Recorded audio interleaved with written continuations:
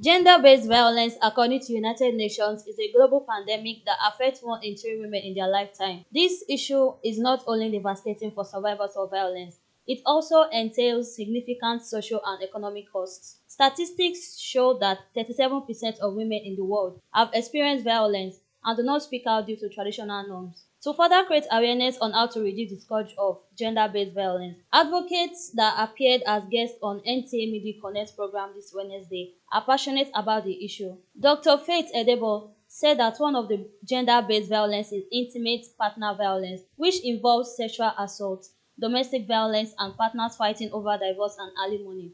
According to Dr. Edebo, women have visions and objectives, and this limits them. I've not seen anywhere in the holy books that they circumcise the female. It's mainly the males that are circumcised. Society will fire. Yes, and you know, at the end of the day, apart from the reduction in their sexual gratification, they also have some genital abnormalities. They start coming down with different malformations because after cutting off that place, in the verge of trying to put it back to make it fine, they seal up the vagina.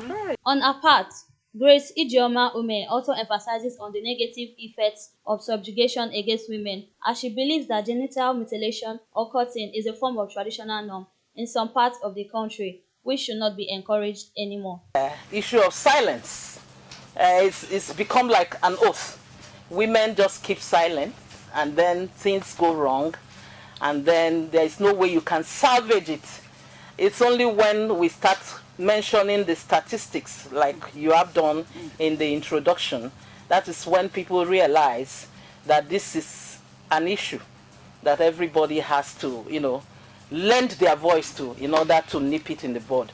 Similarly, Ifeeko Koko Ewe re-emphasized on subjugation against women, and in a bid to stem the tide, women all over the world are embarking on 16 days activism against gender-based violence sensitization, as they hope that at the end, women will be encouraged to speak up when it is necessary.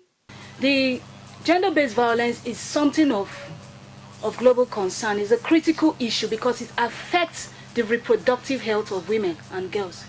All over the world, we see that there's a predominant violence that is being reoccurring, and that is the intimate partner violence. We call it IPV. Gender-based violence is a universal problem against women, which can and must be prevented if all hands be on deck. In Benin, Olakweju Ebishemeju, NTA News.